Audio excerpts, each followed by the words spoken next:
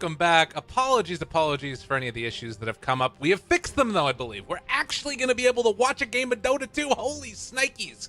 It's actually happening. Tsunami, how you doing, my man? Dude, I was sorely mistaken. This lack. Oh wait, are we ticketed now? No, we're not still ticketed. I thought that Infamous won both games. The lack of logos and indicators have really got me all messed up. So disregard that post-game analysis that I gave previously, which most people probably do anyway. But yeah, whatever. New game 3. Let's go. And guess what? We got SG here that are on the dire side, so I don't even need to move around my little overlay button since there isn't the ticket. It's all coming up broadcasters today. We've never had issues before, and we never will again. That's what we mean. Of course not. But Winter Wyvern, Clockwork, Witch Doctor, Kunkka.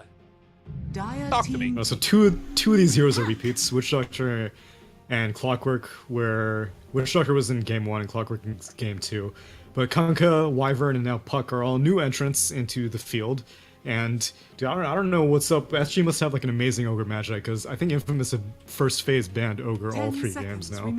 But they ended up winning in game 2, and it's just new heroes all over the place. Dragon Knight, also a new entry in. So Infamous, like first phase Wyvern seems to be like a thing for teams that really like Wyvern. But if you don't know how Wyvern, like, she's not a support that you can just kind of throw into any draft. You kind of need to have a strategy in mind to pull off Wyvern, or you need to be countering some enemy strategy, and that's usually whenever she's like a 4th or 5th pick. But in this situation, I imagine that Infamous wanted to do something with the push capabilities of Cold Embrace provides and the sustainability that Cold Embrace provides, and then obviously the lane harass potential of Arctic Burn and Splinter Blast. So they pick her up and most likely will be either sending her mid to dual mid against a DK, which is actually pretty good because Arctic Burn deals magic damage and it scales off of the max HP that a hero has, so a strength hero like DK who gets armor really won't be that well equipped against a Wyvern. But if she's in the side lane, then obviously the slow is great with a lifestealer as well. So I like the draft so far from Infamous. It has synergy that I can see right away. And it also feels like it could be very quick. You know, you look at this Puck and the Lifestealer and Fest Bombs, Clockwork and Fest Bombs with the Lifestealer. The big question is, like, how do this hero does run into a lot of issues if you build a bunch of Force Staffs, if he's not able to stay on top of somebody. Granted, that's maybe why the Coil is going to be able to help you in the later stages, but nonetheless, Lifestealer I don't feel like has had the greatest results recently. Certainly haven't seen him all that often. Is this hero, do you think, still viable, or is it really surprised you to see him here? With the picks that SG have chosen so far, it's not too surprising. Kunkka's, like you said, Force Staffs are great, and Ghost Scepters, Glimmer Caves, those kinds of items are pretty choice against Lifestealer. And these days we're seeing, like, you know, 4 Force Staffs on a team at a time at the tier 1 level and stuff like that, and everyone knows how to use it perfectly. And so that's part of the reason why Lifestealer fell off the map a little bit. And he's also not great at taking stacks, and that's another reason. Like, heroes that can farm accelerated through neutrals are pretty much the tier 1 picks these days. And Lifestealer, unless if he gets like a Magnus on his team, he's not great because he never builds Battle Fury. In fact, I don't think I've ever seen a Battle Fury Lifestealer in my life. And so he's not great at like accelerating his farm. Sometimes you'll see a Maelstrom, but even that's rare. It's usually just Armlet and pure single target focus. And so that's one of the reasons why he's not that great. But like you said, they've got a lot of ways to prevent the kiting with Dream Coil and with the cogs and hookshot of Clockwork, and they have vehicles for him. And so the last ingredient of why Lifestealer oftentimes falls off is that he is reliant on teammates for initiation, and not just in the sense of like, you know, they blink in and do a Ravage or something like that, but like he needs to be wasting time inside of a teammate waiting for that initiation to come off. You can't just like, oh, he landed a big spell, then I can jump in to follow up. You have to sit inside of an infest until finally you get an opening, and so that's also time wasted that you're not farming. And so, like you said, it should be fast. Hopefully Infamous play it fast, because that's the way that you need to play if you have a Lifestealer. Right, and I mean, I guess the other idea that they could have is play it sort of 4 Protect 1, where these 4 heroes move around the map, or maybe even just 3, try and find kills, and then you get like a big farmer, you know, a Morphling, a Dusa, whatever, what have you. That being said, SG Esports, they take a Bat Rider, which is either A, great against Lifestealer, or B, could be able to take out that key target that Infamous is going to rely upon with their last couple of picks here. On the other side of things, SG Esports, I really love this Witch Doctor pick. We've been seeing it time and again. Not as great against the Lifestealer, but it feels like it's good against a lot of those big, tanky, bulky cores. He can just really put the punish on him, and Maledict is amazing.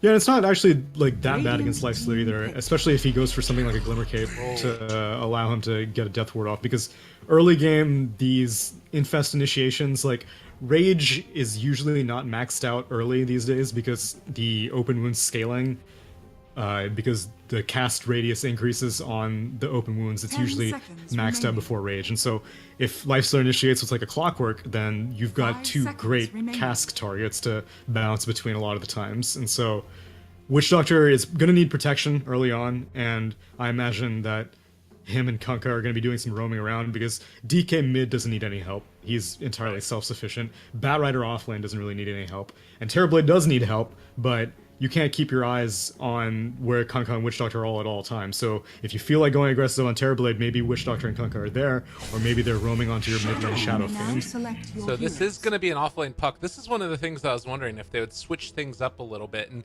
I actually really like this draft by Infamous. Thinking about it, Shadow Fiend can be that one hero heading around trying to farm more often. And the lane matchup, I think that Puck should be relatively okay. The big thing that I'd be worried about is X's when he's trying to orb and jaunt away. But as long as Puck doesn't get like completely shut down, this feels pretty strong to me. Yeah, especially because the Wyvern rotations, like even if Puck does get X'd back with just like one Cold Embrace or even like a Clockwork rotation or something like that, then you're going to be able to protect the Puck fairly well. And then if the Kunkka and Witch Doctor do leave, then Terrorblade has amazing armor, sure, but he does not have very much HP. Right. Puck is all magic damage pretty much. Well, yeah, and I mean, think about if they actually do send somebody down there with them. That'd be great to get them through those first couple levels and then maybe even put some extra pressure on. We've seen throughout these qualifiers, not just this series, that it feels like there's a lot more willingness to run out there and actually play aggressive against the safe lane hero. The downside could be that I think Shadow Fiend does struggle a little bit against DK through those first couple of levels. You're mentioning sending the Wyvern there early. It feels like that has to happen for him to have an okay time. But even if he gets sent there, you disagree? I disagree only because they have Clockwork, and so they're gonna do the whole Cog Soul thing early on, and so that helps out Shadow Fiend during like the first 2 minutes because like DK is not an aggressive hero. He's not gonna be able to like stand on SF's side of the hill and bully him out of experience range. And so if he has the buffed up souls, which he should probably end up with like 9 or maybe 12, probably 12, then he's not gonna need that much help. You can send the Wyvern to bully out or I guess like guarantee level 2, but it's not going to be entirely necessary, I don't think. So let's see, how much is he going to get then going into it? If he gets 15, which I think is fairly standard for Necromastery, maybe 12 is like the more. It depends on what Clockwork wants to do. Seeing as how Clockwork is rolling out a base of the Clarity, then yeah, he may go all the way for 15. So this would mean 30 extra damage. So he would be up to what, 78? So then if you get the 20%, 25% damage reduction, he's down to 60 right-click damage, but Dragonite did not start with a Quelling Blade. So that actually, yeah, he still should be able to contest for him and actually have a little bit of an advantage. Yeah, and I'm a little surprised I wouldn't be DK didn't go surprised for if he even goes for Dragon Blood level 1 as opposed to Breathe Fire. Huh. All right, well, that's we'll have to see how it works. And if he's able to get all the souls, well, I will say, I watched Infamous when this first came out, and I remember Infamous specifically because I talk about them every time the Shadow Fiend Clockwork comes up. They had 2 souls coming out of it with Clockwork and Shadow Fiend, and that was back when you had shrines in the base that you could use. So they were going the whole time, and they just couldn't get it. Looks like they have worked on their soul taking since then, as So Chinese teams I've noticed actually go 6 o'clock. They start at 6 o'clock and then go to 9 o'clock. But I always prefer 12 o'clock to 3 o'clock, which is what they're doing here. But yeah, every team seems to have their own style, but it does need to be coordinated. If you pull this off in a pub, I would be amazed if you get even like 1 soul. Yeah. I think that I even like saw Clockwork try and deny one of his own when they were doing it the last time. Guys, I'm helping. Yeah, it was really bad. But regardless, up to 9 so far. And the good thing is that actually the Dire team is reacting, because a lot of times, like, it's guaranteed that SF is going to be doing this. Right. So invade the bounty runes, because they're missing 3 heroes pretty much. Yeah. And thankfully SG Esports are doing that, because a lot of times I'll see teams like sit back and just like place wards or something like that, but like you can place wards after you get the rune. Right. Well, there they go again, taking the last couple of them and heading off. 15 there for the SF. Technically, he could get up to 18, but it would be a little bit sketchy towards the end, and they do need to be there. So, going to invade the runes, and this is the other thing that you can do. Run at the Shadow Fiend when he's going for his block. Is that what they're doing? I think they expected SF to be coming back, but SF is actually going for the block. A lot of times SF will get very greedy and they'll stick with 12 souls and go for the bounty rune, and so they're waiting for SF to come back, and they're like, where is he? Where'd he go? But he's actually in the mid lane, and so Smoke Gank fails. If they knew SF was blocking them, they would have just gone to invade the rune, but they thought SF was going to make his way back. Instead, Lifestealer gets the kill, punishing this offlane pull from Batrider thanks to the help of the Clockwork and the Wyvern. And so this is the answer instead then. You have TB here in the mid lane, and he is going to be able to do a good bit of damage with that initial Quelling Blade, but you can see Torrent comes through a little bit off the mark. They're still going to hit the Clockwork a couple times, but to no avail. Huh. This seems very risky. Terrorblade is like not a threat at all to SF, because like one raise will immediately take down a Conjure Image, and as I said before, like Terrorblade has exceptional armor, but he has very, very low HP, and so once SF starts getting some points and raises, then if you get hit like by 2 raises already, you're at critical HP as a Terrorblade, even from full HP. So it's interesting choice. I guess the flip side is that DK needs like absolutely no help versus Puck. Actually, I say that, but DK is actually taking a fair amount of damage. No, Laposa, he lost one of those creeps. He's taking a lot of damage too, but he will be able to get out of there. But it was one of the melee ones when he was going for it. Clockwork able to back away. 3 heroes mid for the Dire team. This is why Sumail went to the offlane. About that. It's a little rough. Oh, misses that raise. But you can see, like you're talking about, it is a tough one, and the Coconuts bounce back the other direction. Almost able to get him. Maledict down as well. They are going to be able to find that kill onto SF. Not bad at all. Terrorblade does participate a little bit, gets a little bit of the assist gold out of it, but like these heroes have to stay here. If they leave Terrorblade alone, like, okay, so you were able to take away that advantage I guess SF had with all those cog souls, but like he's gonna get them back fairly quickly because Terrorblade cannot zone out an SF, especially without Metamorphosis up. So Witch Doctor still has to stay here. Kunkka may have to come back as well. Right, and that does mean that it's a tougher offlane for Laposa, as well as at least going to be a Puck that's getting a lot in this lane.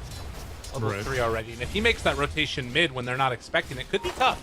The interesting little build here that we're seeing from the Terrorblade, deciding to not go for the Conjure Image because, as you were saying, he just gets blown up anyways, so he can just Reflection and have SF hit himself. Yeah, which does a fair amount of damage. SF illusions are always... DK, after the rotation, does get punished here. DD Clockwork. I tested your metal. A little bit of battery assault. Yeah, see, like, normally, if your SF dies First Blood, you can't leave him alone, especially without helping him get his souls back, but Terrorblade just poses no threat. Clockwork is able to leave, get a successful rotation, and life's good. Another Reflection used there. You do have the Witch Doctor down on the low ground. Clockwork runs in, able to get the pushback with the cogs. A second pushback as well. And they don't even get the last hit on it.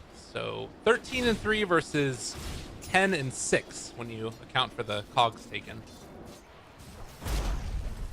The trade-off is that SF, so you have to decide with this lane setup as SG, like, who are we more concerned about getting farm early on? Is it Puck that we're more afraid of, or is it SF that we're more afraid of?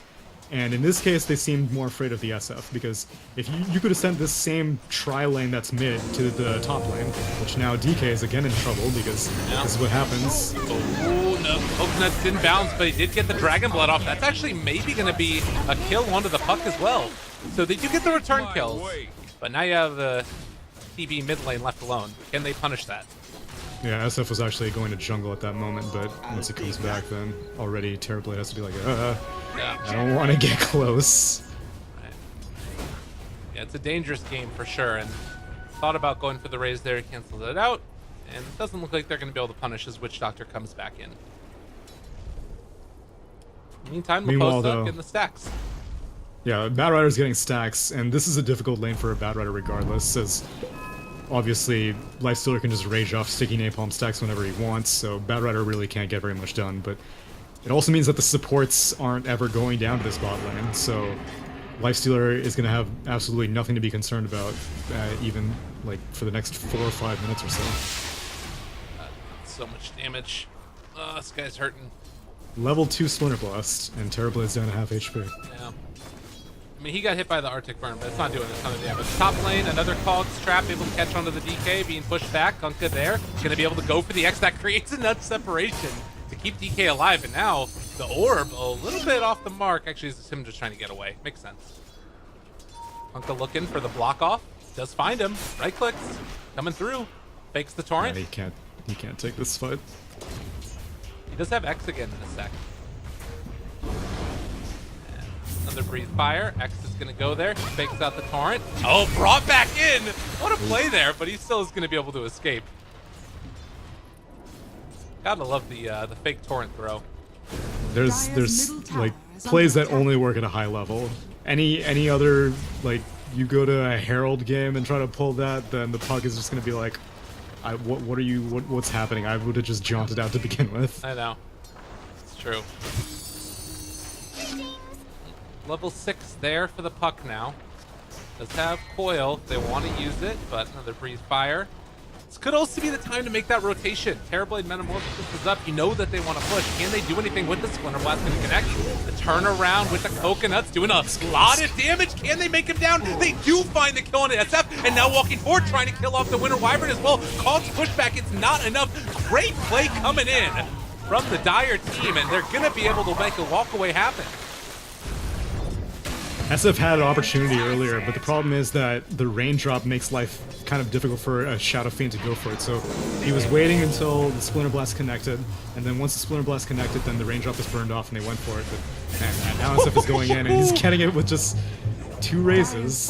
A little too greedy there from the TB, and well, no follow-up there. They will get a Maledict on, but it's just going to be a little bit of the right clicks coming through. Who needs souls when all of your damage is in the magic of the raise? And the best part is that SF got solo experience from that. Right. The kill on SF from the Terrorblade was split between like 3 heroes, the Kunkka, the Witch Doctor, and the Terrorblade himself, but SF was able to walk in and get all that experience back. Well, Clockwork level 4 going to make this rotation again. See if they can find themselves the Terrorblade.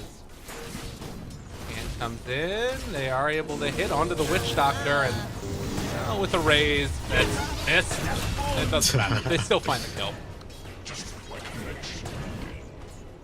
Now I'm curious when Lifestealer will start feeling like being active. Like, he's not a great pusher, and so right now, so oftentimes you're like, well, the rest of the enemy team is very preoccupied, so I'll start taking a tower.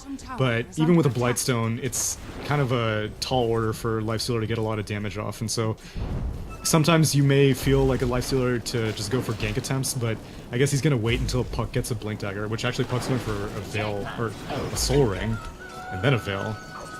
So, never mind then. The plus side, as we do see the Aestrin denied there, Laposa's able to pull this creep wave past as well, so he can kind of cut through it, and Lifestealer hasn't been able to put that damage onto the tower like he might have wanted. He is still leading the way though in terms of net worth, about 1,700 ahead of the next highest. Yeah, Laposa pulled that wave, but then Lifestealer was just like, alright, well, I guess I'll take this stack now that I have your creeps soaking up the damage. Right. And he can do it again to try and get through this. Laposa only has access to that small camp, and he can do a double wave here. This is kind of nice for him. And it's at least a way to keep the pressure off of their tower. Yeah, and him having this TP is critical. It's now... They found themselves the SF yet again. Dies, and, well, they do get the Dream Coil down onto 1. That's going to be a dead B, but they killed off the SF first. And Puck leaves the lane. Yeah, I am surprised that they didn't really do anything as soon as Puck hit 6 with that Dream Coil. Like, they were being so aggressive on the DK early on, but then I didn't really see any Dream Coils placed on him. And then, you know, Terrorblade is generally easy pickings, but no initiation came from Puck then either. Right. Now they had to react. SF dies again. Bottom lane, Posta forced to use the lasso just to live through this one, and gonna try and play the runaway game as he manages to make his way out of there. Yeah, Armlet's been completed for Lifestealer, and if Batrider does not have his TP up, then he cannot get out of these aggressive maneuvers that he's making. Another catch up top. They do have Kunkka here. We'll walk away from the torrent, and no great way to find that kill. Cask is going to go out. You have an X available if they can get within range. A little bit too far away, but No the points in Dragon's Tail. over. Okay, so a 2,000 gold lead. Nothing to write home about completely, but it is something. And TP continues to take a beating here, even though he's only died 2 times. I would have thought it would have been more, considering like all the damage that they've got. Yeah, but they're like, if we had a heat map of Witch Doctor's time spent, I would say like 80% of it has been in the mid lane and 20% of it has been in the top lane. And so Terrorblade is receiving like safe lane levels of protection even though he is in the mid lane. Whereas the other 3 lanes from Radiant, like they're all evenly split of how Clockwork is spending time. Actually, I don't think Clockwork's come bot yet, so most of it's like 50-50 between the mid lane and the top lane. So often when people talk about player matchups and hero matchups, people think of Lifestealer as being heavily countered by Terrorblade. And if that's the case, do you think that SF is going to be able to make up the difference? The other heroes are going to be able to make up the difference of that kind of natural disadvantage that they have, at least in the carry versus carry matchup. Dire's middle tower is Yeah, under and attack. that's, ideally, I imagine why so much attention has been spent on this SF. He's now on the top lane, Lasso, down goes the Puck. They also have the X that they use long duration there to make sure that they can find the Clockwork afterwards. Really good play by the Kunkka, and well, they do have another flame break in 4 seconds as Clockwork trying to run away, but they have the Dragon Tail now. And it does look like indeed he's going to be brought down. Another X torrent catches there on the Wyvern. Witch Doctor ultimate out as well. They're running over him. SG fighting back. Dire's bottom tower is under attack. 3 points next. Radiant's So middle irritating tower to deal with is under 800 attack. range. And he doesn't even Dire's have, bottom he tower hasn't even has finished his fallen. Tranquil Boots. It's just Windlace Dire's and top tower Ground Boots, is under but attack. you see the range and the power, and now Radiant's top Clockwork tower is very under wisely attack. cancels the TP, and looks like this top tower is going to go down. They do have a Dream Coil Dire's available, bottom tower and is under SF attack. unfortunately does not have a TP, so it's going to be difficult to defend this, but they go for it anyway. Yeah, a little bit like the party. The boat is going to go out now, trying to get away. The Witch Doctor will die. But nothing really too That's a concerning. minor I think, casualty. yet. Yeah. No. It's a lot of rotations up top, too. Doesn't Yeah. seem like they're going to be able to get anything for it, though. Lifestealer may just like take over this lane now. It's not like he's been laning with anyone bot. He already successfully took down the bot tier 1, so there's not really anything else for him. No one's been stacking up his jungler or anything, so might as well move on and take the next tier 1 that's available. He really is incredibly farmed. Hand of Midas, Armlet, Phase Boots. Is under attack. Yeah, 12 he wasn't minutes. expecting to be this left alone. Otherwise, you would go for the Armlet first. He went for the... he would go for the Midas first. He went for the Armlet first because either he was planning on being more active with the Puck, or he just Radiant's thought that he bottom needed tower is under attack. the HP regen for the lane. But whatever the case, more often than not, you always go for the Midas first. It's now Clockwork all alone. Yeah, that's a boat that's coming in as well. He should be dead. Radiant's bottom tower is under attack. Somebody missed the memo. Dire's middle tower is under attack. Either that or just... It's like, well... Oh, did he sent in the 2 illusions and was trying to like make him think it was an illusion rune. Oh. That sometimes you outlevel the next level yourself. Well, I guess he made space. Tier 1 was claimed up top by Radiant's bottom Lifestealer tower and is company. under attack. But it doesn't look like they're going to defend this bot tier 1. Instead, they're just going to move on to mid. And Terrorblade is recognizing that there's probably going to be some presence around him, so he promptly leaves the lane and heads into the jungle. Yeah. Laposa with that blink dagger done can make the rotation up towards mid if they want. Maybe Radiant's pull somebody bottom back in. The tower thing they is gotta be fallen. careful about that Wyvern ultimate. Dire's top tower As the is top under tower attack. goes down, Shadow Fiend making that one happen. Excuse me. The DK making it happen bottom. But he's back mid Dire again. are scanning. Yeah, Dragon's Form is about to time out. I'm surprised the Radiant team didn't go for the full-on mid tier 1 push, but I think they're just trying to get a pick, either with Winter's Curse or with this Yules from Shadowfane, but and now they're gonna smoke up top, and if Terrorblade shows himself, then he's definitely screwed. They have aggressive vision with this one ward, Funka? but I don't know if it's spotted out the Terrorblade yet. This But is they know that pretty these good. illusions aren't coming out of nowhere, yeah. This is, well, the Torrent connects, the boat is there as well. They need to make sure that they don't group together. Winter's Curse is down, but that is not one that they wanted. Already done with, and that's going to be a kill. And lasso now they on find Puck. another lasso. They're onto the Puck, and he'll try to run away, but guess what? They had the X anyways. So SG, even though they're down 2,000 net worth, they are still taking a lot of these kills. Yeah, this Kunkka is making life so difficult. Rage is going to take that axe off, but Lifestealer is not participating with the rest of his team. And so, like, it's this weird middle ground. Like, you've gotten for this Midas, but you've got the combat of the armlet. And so, like, it's not pure farming, but it's not pure fighting either. And so, instead of doing either, he's just kind of, like, farming and kind of showing up to counter ganks, but he's not, like, initiating any ganks. Like, Terrorblade, in theory, should be dead way more. Oh, they Now, found Yules. it. That's a big one. That'll happen. See, that's what I meant. And I didn't think it would be Lifestealer. I mean, I didn't think it would be Shadowfane, but Blink Yules can make that happen. There's now Splinter Blast in the mid lane. They got himself one. Witch Doctor ultimate down though, trying to turn it. Witch Doctor still living, and Kunkka barely alive as well. Splinter Blast, run away! Oh, it's never going to be enough. But they might be able to bring down this has a SF as well. Yules. Trying to get himself out of dodge. The Winter's Curse. Yule Scepter to try and keep himself alive, and there's the blink away. Wait, blink chase? Laposa? Dire's he's got a middle shrine. tower is Yeah. under attack. Thought Radiant's about it. middle He does tower force the is shrine under at least. attack. And was even going to get greedy and try and fortified. take away a couple of his stacks. That Braum saving Kunkka's life initially, and then the follow-up cast, that aggressive movement getting punished by Radiant. I mean, punished by Dire. The Wyvern definitely is playing pretty good. You know, being able to... Wait, how did he... Was Winter's Curse really that low of cooldown? Oh, they had Arcane Dire's middle Yeah. tower is on. under Okay. attack.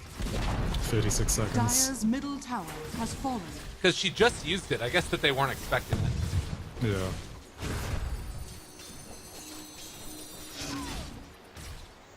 So 10 to 14 to 2,000 net worth lead. I'm still concerned about this Lifestealer's efficiency if this game continues to go on, but if they keep playing like this, they don't have to worry about anything.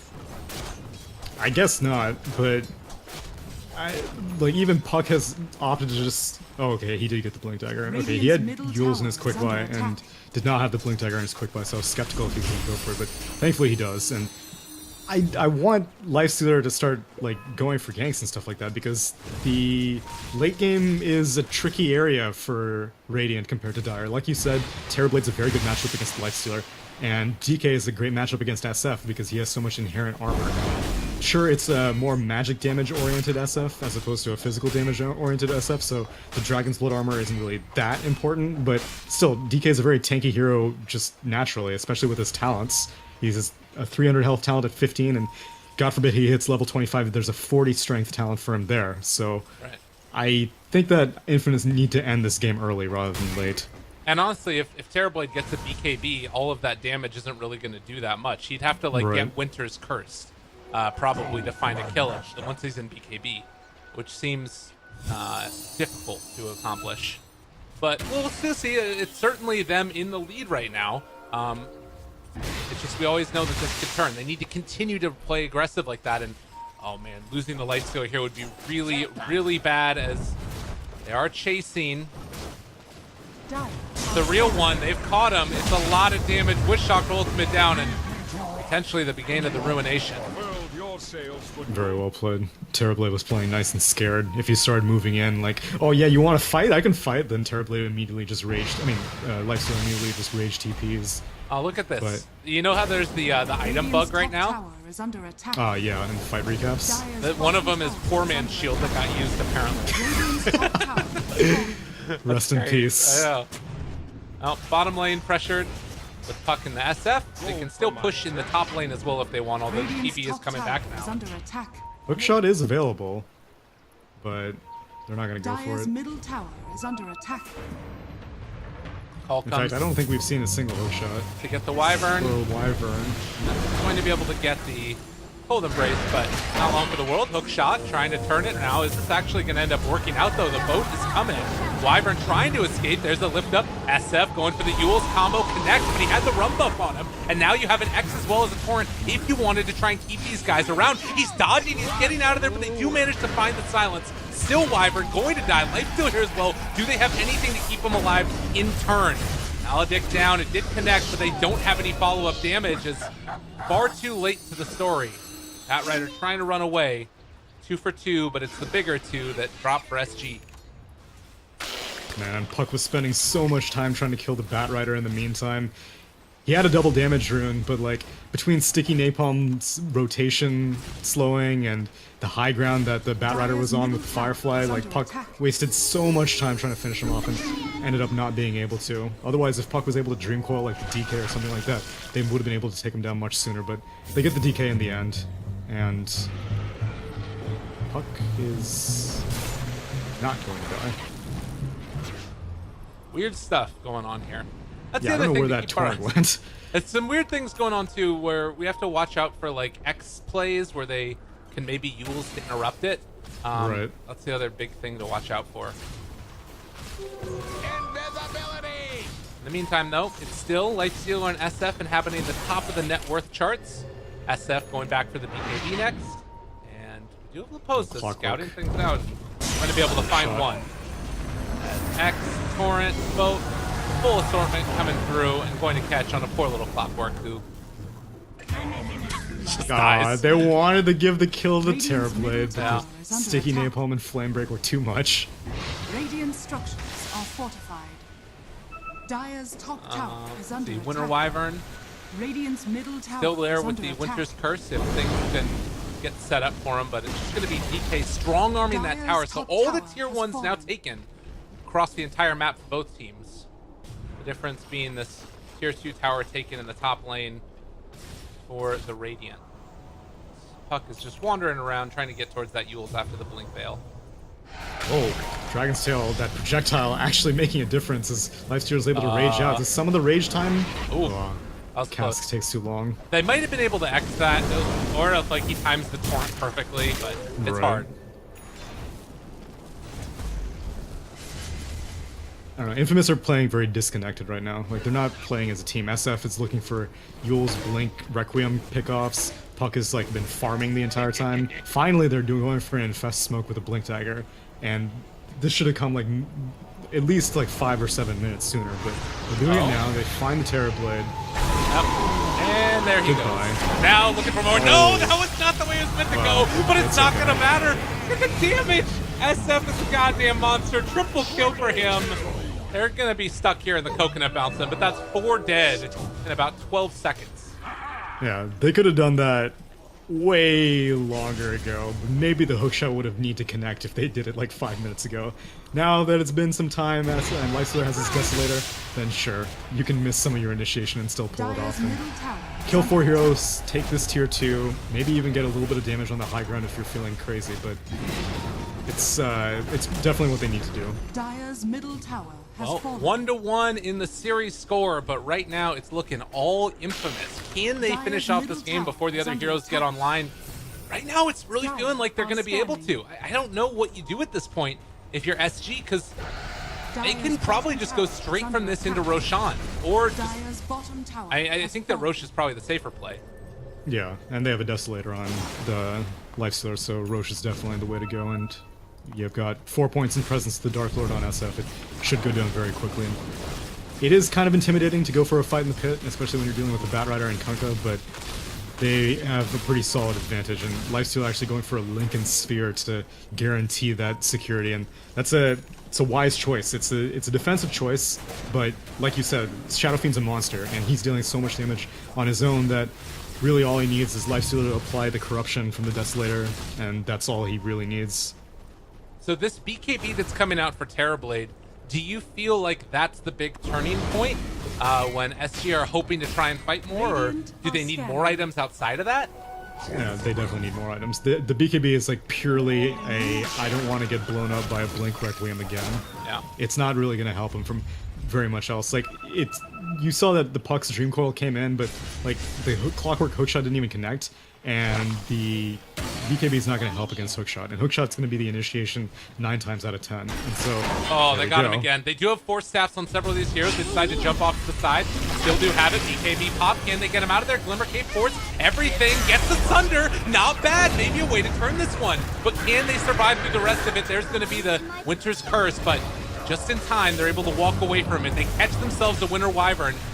Man, the defensive item's so key in making sure that that TB doesn't go down. Yeah, that Glimmer Cape was choice. They didn't have any detection whatsoever. He was able to walk away and get the Sunder on the ideal target. It's the Lifestealer who immediately gets pulled in by the Batrider, and now Batrider once more looking for Clockwork. X, there we go. Boat's gonna come through there. Yule Scepter, make sure he doesn't get hit by it, but the Reflection trying to slow further. Another X comes through, and they might just have to leave it at that. So Clockwork saves his own life with the Yule Scepter there. Yeah, still SG locked on. And they can't take Roach, can they? Yeah, they don't. They have all like the defensive items. They don't have any medallion or anything. Yeah, no. And Metamorphosis is down as well. But yeah, like you said, it was all about the defensive items coming in from SG Esports to save that Terrorblade, and it worked out beautifully. It was, like, I understand why Clockwork moved forward after landing that hookshot, but sometimes, like, you just... I thought he was moving forward so that he could cog the Terrorblade back. But instead he was looking for, like, okay, where's the Batrider? Maybe I can, you know, cog burn him so he can't get in range for a Force Staff, or where's the Witch Doctor? Maybe I can cog them out so that no cast comes out or something like that. But he overthought it, and Terrorblade ends up getting out, which he should have probably died. Now Puck is a little bit in trouble. Yep. The Illusory Orb is down. They are going to be able to follow this fella as the orb tries to get him out of there. Chase continues. He goes back the other direction, and will be brought down. It matters not to me. So another pickoff. All these things starting to work together in concert. Another issue that I'm sort of seeing, though, is SF actually has kind of that unique build that we saw before, where you're going for the E-Blade eventually. This is pretty good against TB. It's good against a TB that does not have a BKB, and it's good against a DK who also does not have a BKB. Oh, right. Yeah, that's true, but, like, their 7k net worth advantage, you don't want to have to think about how to save yourself. You want to think about how to kill the enemy. Right. Especially, like I said, because they don't want to go to late game, because I'm pretty sure that Radiant do not win this late, and so it's, like, DK has his BKB and, what, 200 gold? And Terrorblade already has his completed. The full E-Blade is going to be nice for just the raw Agi, sure, but I don't know if it's going to help you in like team fights in the next 5 or 10 minutes or so. It's going to be probably a lot more dependent upon what the initiation looks like also. Right. You can just blow up any one hero. It feels like Dire can't afford to lose anybody at this stage. It's a 10,000 net worth lead a second ago, and now it's sort of scaling back down to 7k. And with these big items coming up, there's not that much of an advantage anymore in terms of like raw fighting capability, at least. You have to keep in mind there's still this Midas on the Lifestealer that isn't doing a whole heck of a lot. Especially because like Puck went for a Lincoln's, Lifestealer went for a Lincoln's, so that's like basically 10k net worth that's in almost exclusively defensive items. Right. Whereas the defensive items from SG, which are the BKBs on DK and Terrorblade, those also double as offensive items, because like at least DK is a strength hero, and Terrorblade, if he's able to get a Sunder off because of a BKB, DK though, DK. They aren't sure where the rest of them are. Clockwork is here as well. If they realize the positioning, they might be able to do something. Puck is off there to the side. Clockwork push back onto one. They're all spread out right now. If Puck does see him, they might decide to go here. Lincoln's already broken. They blow up already the Kunkka, but now they have themselves another couple of heroes. There's the Winter's Curse doing a lot of damage here onto the Batrider. They are maybe going to be able to turn this though, since DK is still surviving through all of this, as well as the Metamorphosis TB. Turning onto the Maul. They've only found the kill on the Lifestealer, now finding a secondary kill onto the Wyvern, and a Lincoln Sphere on SF should keep him alive as they try and get a triple raise into the Illusory Orb that finds that finish. There's the Yule Scepter lift up, and TB with his BKB done might finally fall. Nice blink away as well from the SF, keeping him alive. Trying to Now, turn can this you one, dodge and they've got Sunder? too much damage. Silence. Might wish to recap your last move. Yeah, SF was toying with him. He knew his blink dagger was up. He was just like, "Go ahead, Sunder me. I have way less HP than you. Go for it." Yeah. But they danced around it. It was a very, very unusual initiation. They saw the DK, but they didn't want to go on him because he had a BKB, and so like Puck can't lead in with a Waning Rift or Dream Coil because DK is just going to BKB out and immediately blow up the Lifestealer who will uninfest. And so they're like, we have to go for some other target. Wyvern and Clockwork can keep the DK busy. And so off Puck and Lifestealer went into the pit. They were looking for someone. Shadow Fiend successfully found the Kanka and just blew him up right off the bat, and then Witch Doctor bumbled into the Puck Lifestealer combination. And so well done by Infamous to make sure that they, go on targets who are susceptible to their initiation and leaving the Terrorblade and DK with their BKBs to the end. Right. Well, and this is, again, this moment, 10,000 net worth up, where it feels like you got to do something in defense of your high ground because it's going to be gone. The only problem is, like, the heroes that they have left, Witch Doctor without his ultimate, Kunkka does have Boat, but then you've also got, like, Batrider here who is trying to build towards that BKB but won't have Lasso. I don't know. I'm getting a little bit concerned at this point about SG's capability to hold barracks here. Yeah, and that was all their support heroes. Terrorblade won't have Metamorphosis or BKB. Right. DK won't have Dragon Form or BKB, so it's at least going to be one tier 3, possibly even one Rax. We'll see how hard they want to push this, because the Lifestealer is dead, so that's, no Desolator minus armor on the towers, but SF still with this fully completed E-Blaze dealing, like 256 damage right now. It looks like they don't want to press their luck, though, and not sure Could go about for the Roche, BKB then. buyback status, yeah. Like, you need to get some objective. That's too much damage done to the enemy team to, like, just go back and sit back and farm, because that wasn't, like, a confident fight. You ended up losing the Lifestealer. SF got basically almost to critical HP. Yeah. Like, it's only going to get harder. That's true. It is an issue. And if this game continues to go later and later, you start to wonder what this might have looked like if they could have maybe forced a buyback or something else. Because buybacks become more and more important as well as the game goes on. The Lifestealers respawned. I really think that they should just go straight to the pit. Because they take it so fast. Desolator plus the Dark Lord are there you go. Rotation and TV moving in this direction. They don't have any vision in the pit currently, but...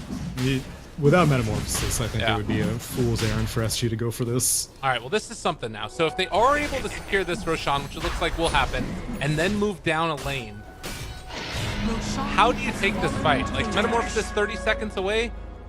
Looks like they're trying to move out and maybe catch them before they get to their base or something? You can buy time. Like, Metamorphosis will be up by the time they hit the high ground, and it's all going to be dependent, like you had said earlier, on initiation, which now Batrider has completed a BKB, and so the chances are that Infamous are going to be like, okay, Lifestealer, you go in front line, we'll dump all of our Lincolns on top of you, and then you just chip away at the tower while all of us will be ready to react. Like, if Batrider initiates, he'll have to burn through all those Lincolns, and then there's a Winter's Curse to protect you, and then, all of our Yules and stuff like that. And so it's going to be up to Batrider to find an opening on some target to start causing chaos in the fight, and then let Terrorblade just go to work in the Dire's middle meanwhile. tower is Can under you attack. nullify or purge somebody out of an allied Yule Scepter? No, not allied. Nullifier can be cast on allies. Okay. No, but I mean, like, if your ally is... Let's say that somebody... Radiant's Let's say bottom TB tower gets is Yule under Sceptered, attack. right? And then can you nullifier the TB who's in the Cyclone? No, it Okay. can't target allies at all. Radiant's So bottom tower even is if you under like attack. arm it or whatever, like press the hotkey and hover over them, it won't give you a targeting option. Okay, because I was Which just... is a shame because defensive purges are hard to come by, no, and it would have been nice. That's not what I'm talking about. I'm saying that, like, let's say that TB gets Yule Sceptered by Shadow Fiend, and then Lifestealer nullifies him. Does that work? Oh no, because it's counted as like a debuff as Okay. opposed to a buff, and so since it's like your team's Yules, it won't like dispel it.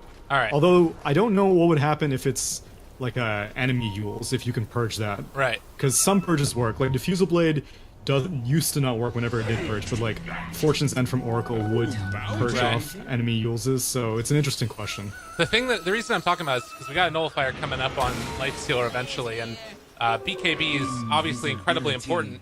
If they manage to catch this guy before he can get his BKB off and SF ulti, that's just it. It's over.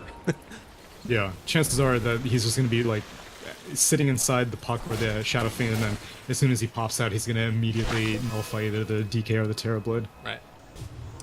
Well, in the meantime, Puck going to finish off his Aghanim Scepter. Another key item with anti-BKB. We have the 500 Night Vision for Winter Wyvern, as a ward gets placed down right next to a sentry. One should be gone by the creep wave. And TB trying to get towards that Scotty. I think Wyvern has like one of the worst talents in the game, actually, because like 90 GPM or 50 damage, like you kind of have to take the GPM, but it's so insignificant. Yeah. It's like, because even like Dazzle gets like 70, and Lion used to get some crazy amount, but I think they changed it, and so those are garbage. And then your level 15 talent, like you already get bonus night vision from Arctic Burn, and that's like the only context that you need the night vision is whenever you're trying to like hunt targets inside of Arctic Burn, because like that's whenever you're trying to get a Winter's Curse off, you're going to be in the burn anyway. Right. And then the 350 HP, like, okay, fine, that's okay. And then your 20 talents, a lot of people consider a 5-second Cold Embrace cooldown. Oh wait, they changed it. Oh, they minus okay. 5 it seconds used to be, there. Yeah, I know. Yeah, it used to be more Cold Embrace duration. Yeah. And everyone was like, I would undo if there was a talent to undo that, then I would pick that. I don't want that under any circumstances. So okay, I'm glad they changed it. I actually didn't know that. But still, she has garbage talents. It's not great. It ain't great. And I think that it's sort of, again, a situation as we think about this. She is going to become more and more of an issue despite those talents. Like, Winter's Curse only becomes better. Arctic Burn as they get higher and higher HP, which, by the way, it's DK having a heart queued up right now. Not necessarily the greatest against Arctic Burn, but we're seeing this Lifestealer. It's feeling like it's really slowing down a lot. And that can only begin to favor the Dire more and more. I think the Radiant need to make something happen before too long. They've still got a while, but I don't know. I'm getting a little bit nervous. This Aegis is going to expire in 30 seconds, and they didn't really get anything with it. Yeah, Radiant are depending on the net worth of their items, but Dire benefit way more from experience than Radiant do. And so, like, as time goes on, like, also connects. Nice pick off there, and I don't know if you can fight into that unless they get a really good Winter's Curse, but they're trying to separate, make sure that they don't get hit by it. Jump forward, lots of damage, taking them down low. Winter's Curse available if they wanted to go for it, and they get the Sunder off as well. Able to turn this completely and totally. There's going to be a stun on a Winter Wyvern, doesn't get a single spell off there, with the exception of the Cold Embrace. Gem dropped on the ground as well. Lifestealer currently being kited, but they are going to be able to force tap away. Breaks the coil, trying to turn. He's going to be able to get that kill, but still the Witch Doctor ultimate. Drop down onto one. Kunkka trying to run away is getting healed back up by the Urn right there as well. They take down the SF. Total kill score so far is 3-2, and Puck left completely alone now. To have a Dragon Tail available, waiting for their moment. Are they going to be able to do it? They don't break the Lincolns there. So it looks like Puck, is going to get caught. Great play there. Able to interrupt it. And it looks like Puck's still living. He's dead. SG streaming back. I guess Batrider. Oh, okay. It was Batrider Force Staff that popped the Lincolns. Yeah. And so great timing, and now he has a lasso up. He can get this Wyvern. Hookshot unfortunately connects onto the Wyvern. This is the problem. Oh god, can they get there? Doesn't look like it. So they do get out again. Clockwork and the Wyvern living. This is maybe that turn you were talking about. The other thing to keep in mind right now, all of the Radiant wards are gone. They don't have any vision on the map at all. Jackpot. Yeah, this gem was originally Kunkka's. It had gotten transferred at one point to the Radiant team, and now it's back safely in the hands of Dire. And so, if they continue to take away this vision, then the next Roche is going to be that much more difficult. Because, like I said, teamfight in the pit is in spades for the Dire, but they weren't able to go for that earlier Roche because they were just so far behind. Next Roche with Cheese, that's a much taller order for Radiant to take safely. They still do it fast because they have Lifestealer's Desolator and they have SF spells, but it's still not going to be fast enough if Kunkka and Witch Doctor are in the vicinity, and Batrider. Looks like DK is switching up his item build as well, going back for the Orchid, as he's got the Arcane Rune ready to pick up here in a second. Scary stuff all around. Also 120 GPM for this Witch Doctor means that he's been able to get himself a Buckler on top of the Force Staff and Glimmer Cape. All these items just being so high impact for all these heroes.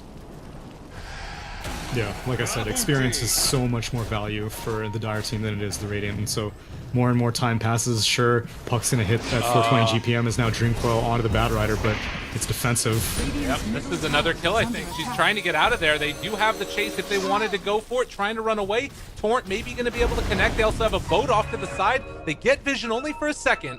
Now maybe a reflection in a second as well. Another orb trying to run away from them. They find the clockwork, and at least that's going to be something going their way possibly. Boat doesn't quite connect, but still slowed, and there's the hook shot away. The great escape right never into happened, Witch Doctor. but, well, dotting their I's, crossing their T's. They get that kill.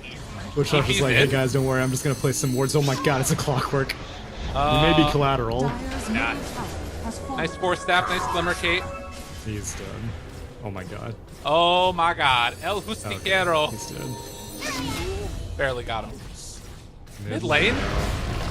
What is Wyvern doing here? And the Light Stealer also able to get out, but it's all feels like it's just becoming this like chaotic team fights with not really many objectives going any team's way, and that feels like it's just favoring the Dire. Yeah, they're buying time for Roche. Roche is going to be up in 2 minutes, and so once they still have the gem, right? Yeah, they still have it on Batrider, so they keep on consuming this map control. They need to start placing wards around the pit, but it's going to be very tricky for Radiant team to delicately make their way over to this top side of the map, and they haven't taken any Raxes either, so there's no pressure on the map for Dire. The mid-tier 3 went down, but they weren't able to take down either of the Raxes, and so all you need to do is send a Conjure Image, or let Batrider Firefly down a wave, and you immediately take away any potential pressure. Well, we've got a Nullifier online for Lifestealer now, but he's fallen far behind in terms of experience, to the point where, as we see Kunkka trying to walk away here, I think he is going to die to this. Shadowfiend does just move very quickly. Dreamcoil, chase continuing. They got the clockwork hookshot as well. There's a 5,000 HP DK though. Great Thunder saves his buddy for the moment. Laposa able to walk away because of that. And now the Torrent, it connects the boat before he ends up going to the grave himself. And now the DK trying to do the damage. Witch Doctor ultimate from the low ground. They're finding this SF and taking him down as well. SG doing it big. I don't think I've ever seen HP intervals be like that tiny, but DK has 32 armor, 5,000 HP, and it's a real testament to the fact that your one position, or not your whatever, one of your cores can basically be like, here, take all my HP, off-lane Batrider. I don't need to be in this fight yet. And so Terrorblade he sundered the DK and was just like waiting on the vicinity. He was just like, okay, once the fight kind of gets away from the shrine, then I'll join in. But that was like 10 seconds that DK was just tanking 5 heroes, and then he comes out looking like aces. And yep. I don't know how at any stage this Radiant team is going to be able to kill this DK. Oh no, they found themselves another lasso onto that puck and fought yet again. The Orchid to follow. This is going to be yet another death on a core hero. 100 seconds on the sideline. Roche, it's about to respawn. Back up. And that's a max timer too, so they know that it's around now. Yep.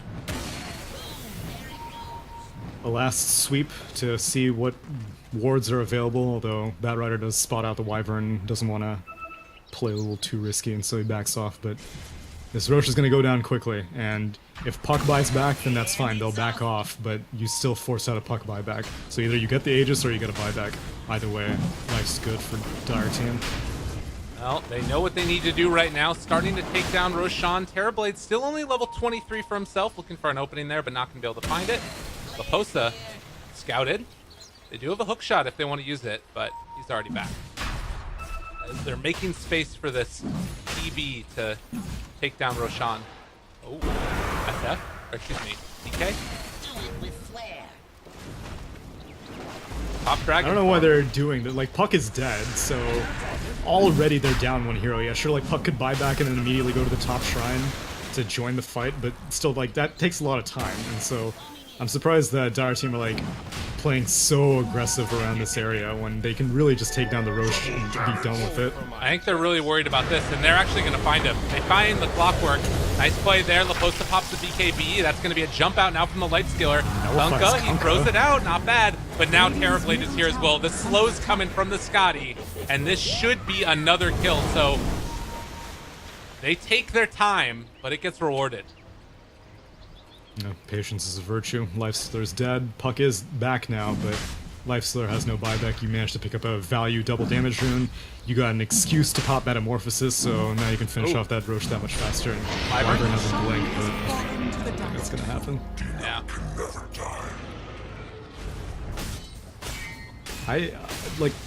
The Lifestealer was sitting inside the Clockwork for a while, and like I can understand why, but it's not like the situation's gonna get any better. Either you pop out immediately and just straight nullify the Terrorblade, or you wait for Clockwork to die, and then you, like, it's 1v4. And now Terrorblade coming in with a reflection, but it's just Radiant's middle tower is under Oh, so they found themselves one. Where's the lasso at? There it is. Not nearly enough. The Winter's Curse to no avail, and, well, they're just backing out now, going to be content with the kill onto the Winter Wyvern, it looks like, as Terrorblade walks forward, Conjure Image, hook shot to try and get away, somehow manages to make it work, but Maledict is there, the X onto that SF, and he does not have a BKB, does have the Eul Scepter, going to be able to get the blink away too. That's the fancy footwork, Twinkle Toes. But still no Wyvern for 50, Puck jumping away, and playing it safe. SF now has a Sheep Stick, so it's a great control item, but it's yet another not damage item. So who is going to be killing this DK? Because every single time he leaves the fight, he comes back immediately with full HP thanks to that heart regen. So it's almost like dealing with a 5,000 HP Slark, because there's really no way to reliably burst this hero down. No one has gone for a Silver Edge on the side of Radiant, which is usually the best course of action to deal with that Dragon's Blood passive, but it's not going to be happening this game. I mean, the other issue, too, is that he's just got, like, 40 or 31% status resistance, so, like, even trying to control him is just almost impossible. Yeah. It's all an issue, Go is the call, and with a Butterfly soon to be taken for the Terrorblade, avenues for Radiant to take the fight just feel like it's long since passed.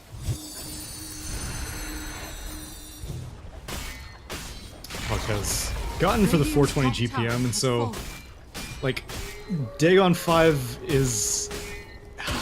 I don't... Like, another Sheep Stick would have been more value. Like, what is a Dagon 5 doing to this DK?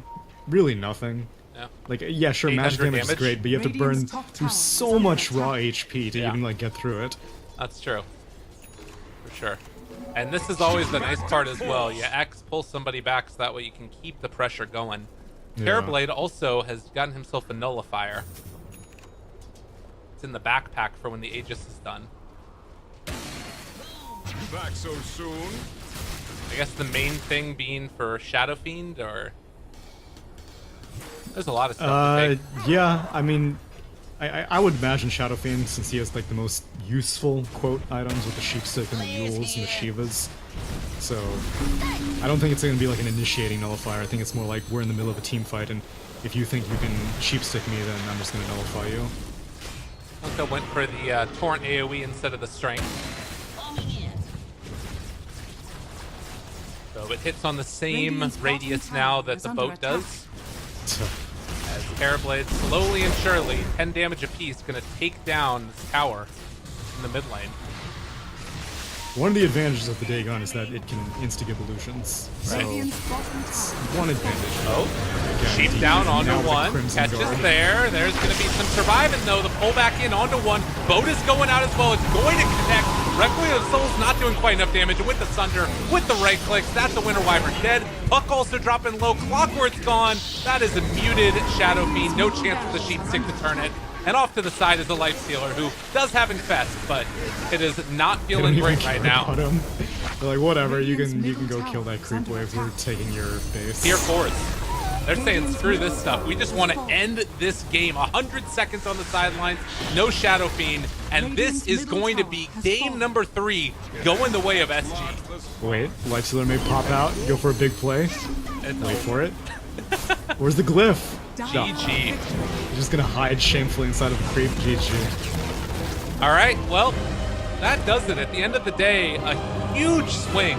Roughly 30,000 experience and net worth swing into the favor of SG, and they take it. I mean, thoughts, Tsunami, on the whole series? I'm not surprised by the way that game 3 went. Like, there were multiple times in which I was just like, Radiant need to do something. Radiant don't win late game. Lifestealer's not infest bombing. Shadow Fiend's gone for a very magic-oriented build.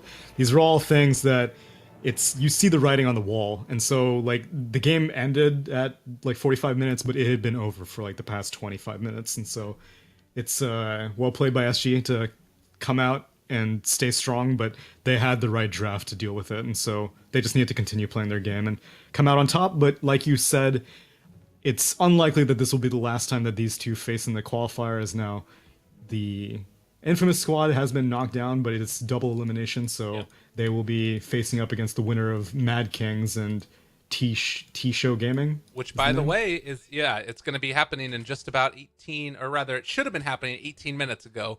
So we're going to be switching over to that right now. I believe that the lobby is already up. So thank you all so much for watching. Mad Kings versus T-Show next. Winner faces Infamous tomorrow in the lower bracket finals, and then there's a best of 5 grand finals that happens afterwards. So stay tuned, everybody. We got more Dota 2 action coming for you at Lyrical Dota and at Tsunami643 are our Twitter handles, and then at Beyond the Summit and at GESC Championship for the tournament organizers. See y'all in a few for our second series of the day.